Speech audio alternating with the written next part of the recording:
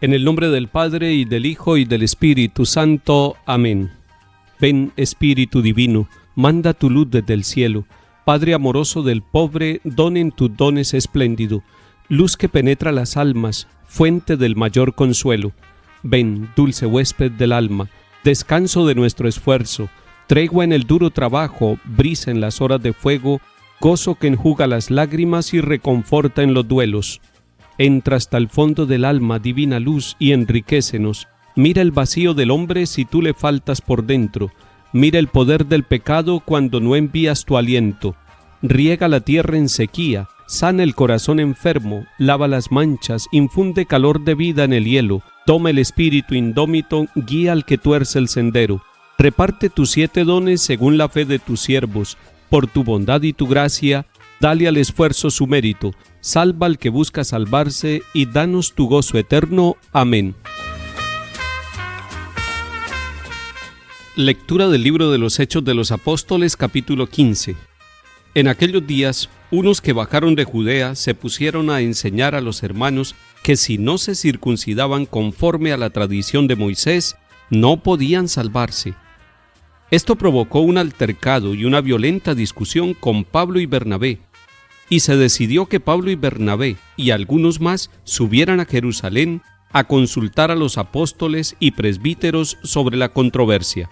La iglesia los proveyó para el viaje. Atravesaron Fenicia y Samaria, contando a los hermanos cómo se convertían los gentiles y alegrándolos mucho con la noticia.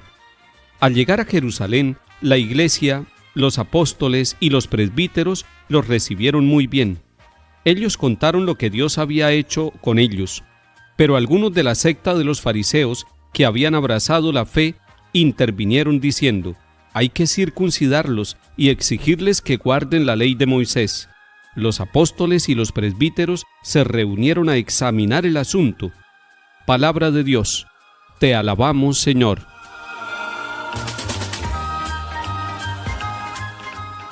Este capítulo 15 de los Hechos de los Apóstoles es muy importante. Ojalá ustedes lo pudieran leer. Sucedió una controversia en una ciudad donde estaban los apóstoles Bernabé y Pablo. Esa ciudad se llama Antioquía de Siria. Allí sucedió una controversia. Es una comunidad ya madura, es una comunidad que va avanzando en la fe. Cuando llegan algunos de la tradición judía, pues traen todas sus costumbres religiosas del judaísmo y empiezan a decirle a los apóstoles que ellos deben circuncidar a los paganos que se están acercando a la fe cristiana. Eso genera una controversia. Esa es la palabra que usa el capítulo 15, una controversia. ¿Cuántas controversias de fe puede haber en nuestra vida, en nuestra historia, en nuestras comunidades? ¿Por qué es importante este capítulo? Porque Pablo y Bernabé no toman la decisión solos. Se van desde Antioquía hasta Jerusalén para consultarle a Pedro y a los demás apóstoles. Es una forma bellísima que tiene la iglesia desde el comienzo, consultar con Pedro, que él y los demás apóstoles sean los que hagan el discernimiento y lleguen a una decisión ante esta controversia. Hoy Pedro es el Papa Francisco. Por eso la iglesia de todos los 5 continentes, ante las dificultades que se presentan, busca la respuesta en Pedro, en el magisterio del Papa Francisco, y el Papa Francisco nos va ofreciendo las orientaciones seguras y maduras en la fe. Cuando nosotros escuchamos al Papa Francisco, estamos escuchando el magisterio de la iglesia. El Papa Francisco nos ofreció un documento muy claro sobre la vida de la familia, sobre el amor en el matrimonio, sobre la pareja y el amor que los lleva a la santidad. Ese documento se llama La Alegría del Amor. Ojalá todas las familias católicas lo consiguiéramos y lo leyéramos. Se llama La Alegría del Amor y en latín se dice Amoris Laetitia.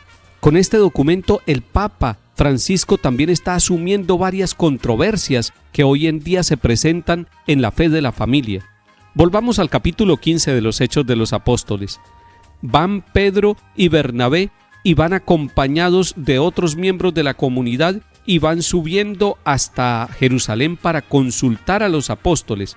Allí los apóstoles y la iglesia en general, los presbíteros, los reciben con mucha alegría, los acogen, escuchan el testimonio de cómo los gentiles, es decir, los que no eran del pueblo de Israel, están siendo tocados por el amor de Jesucristo y están siendo unidos a la iglesia que están haciendo.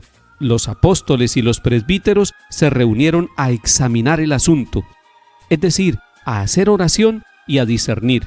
Muchos asuntos en nuestra vida personal y familiar necesitan ser examinados, necesitan ser consultados. Ojalá que nuestras familias se preguntaran esto que estamos haciendo, esta situación, estas dudas que tenemos en nuestra vida moral, en nuestra vida de doctrina, de fe, ¿serán correctas? ¿Dónde encontraremos la respuesta? Y nosotros en la Iglesia Católica tenemos dos fuentes para aclarar nuestras dudas de fe. Primero, la palabra de Dios, pero no solamente la palabra de Dios, sino también todo el magisterio de la Iglesia, todos los documentos del Papa y sobre todo el catecismo de la Iglesia Católica, donde tenemos la mayor claridad de toda la doctrina de la fe católica. Cuando en una comunidad o en una familia se presentan dificultades de fe, lo primero es consultar con el sacerdote, con el párroco, con el obispo, con las distintas comunidades, porque la Iglesia misma se encarga de examinar los asuntos, de orar, de discernir y de llegar a unas soluciones. Les pido que ustedes lean hoy el capítulo 15 de los Hechos de los Apóstoles.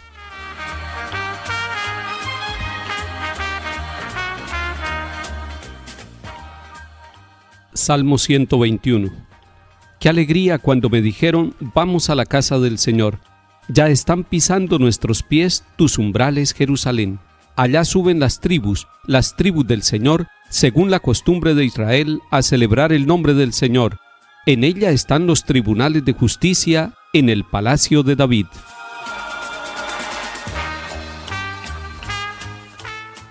Del Evangelio según San Juan, capítulo 15. En aquel tiempo dijo Jesús a sus discípulos: Yo soy la verdadera vid, y mi Padre es el labrador.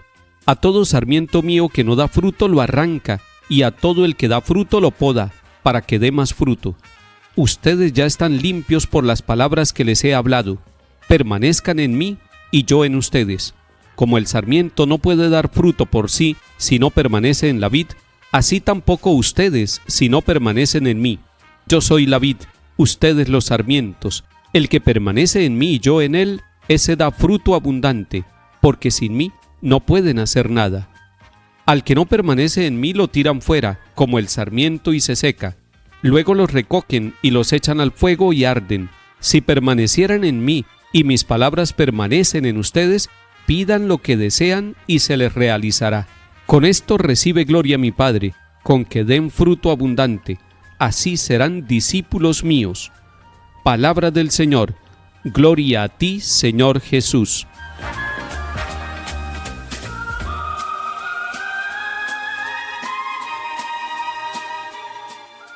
Bello este capítulo 15 de San Juan, donde Jesús habla de él mismo como la vid verdadera. Se está comparando con un tronco y nosotros somos las ramas, pero nosotros pegados al tronco tenemos que dar fruto. Ese es el ideal.